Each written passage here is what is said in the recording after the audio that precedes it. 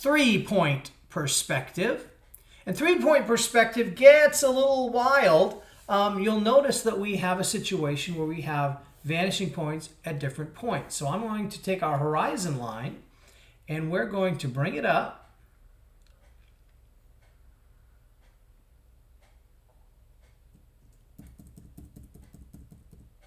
There we go. And you can see that our horizon line now, the 2 vanishing points are right on the horizon line.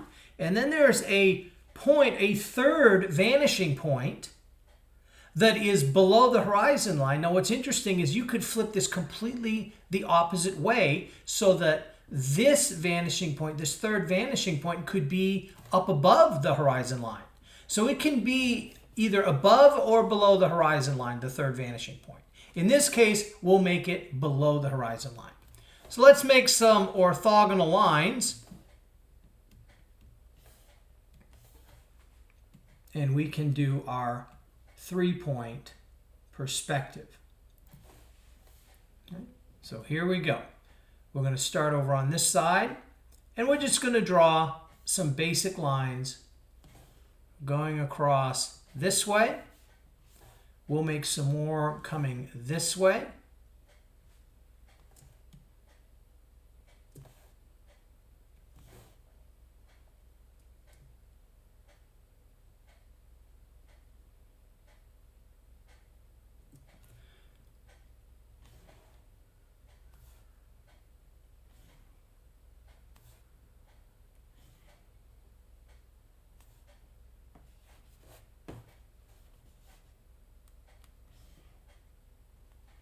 There we go. Now from that, we're going to have some other vanishing points that are going to come to this vanishing point. But before we start, we need to start with these orthogonal lines. So I'm going to go ahead and draw in a simple box at this point.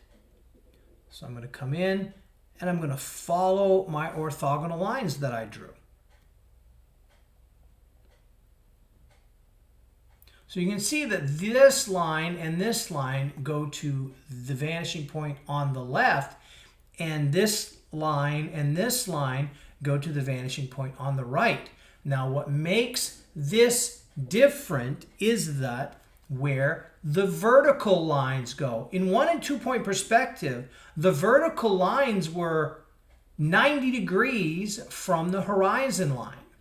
But in 3-point perspective, that is not the case. In the case of 3-point perspective, the lines, the vertical lines, are going to go to the third vanishing point. And so, drawing those orthogonal lines, I'm going to do them in a different color. We're going to change the color to kind of a pinkish color, just to make them stand out. And you can see when I go from these corners to this vanishing point, you can see what happens.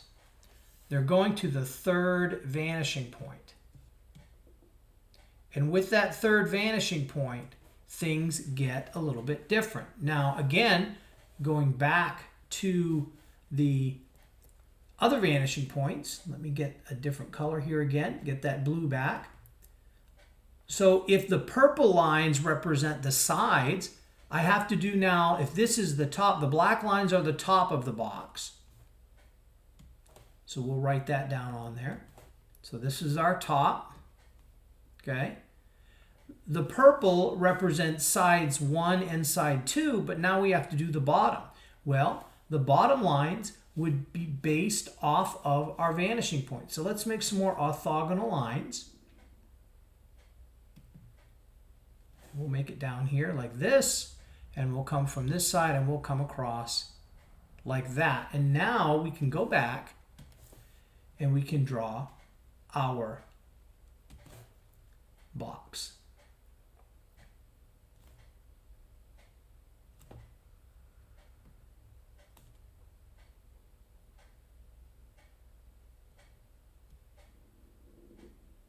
And so here you have side 1 and side 2.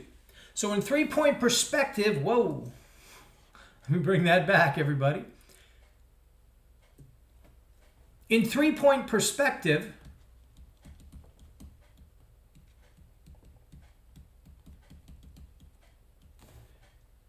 you have vanishing point 1, vanishing point 2, and vanishing point 3. So you have 3 vanishing points.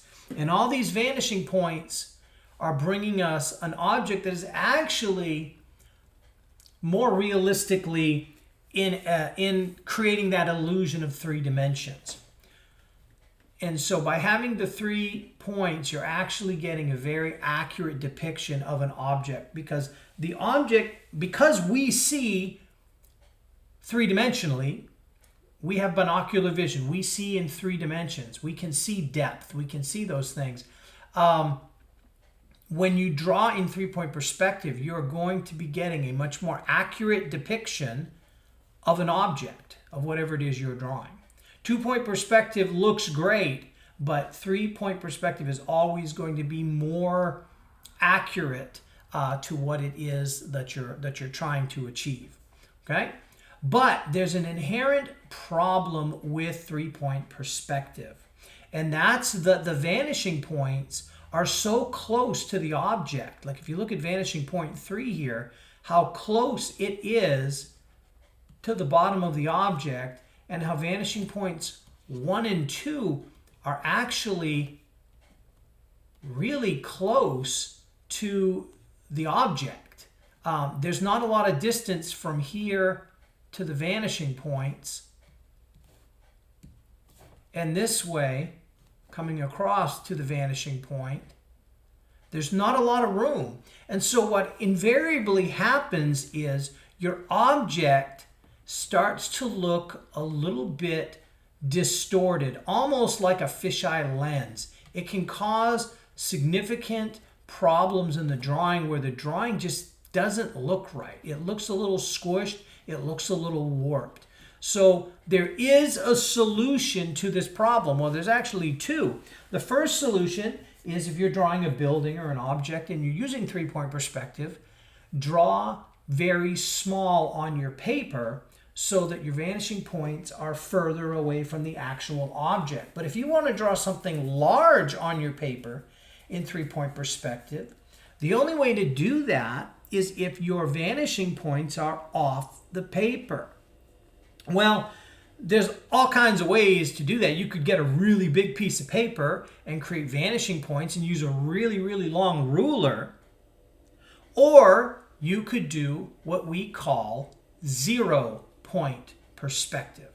And so we're going to talk about that next.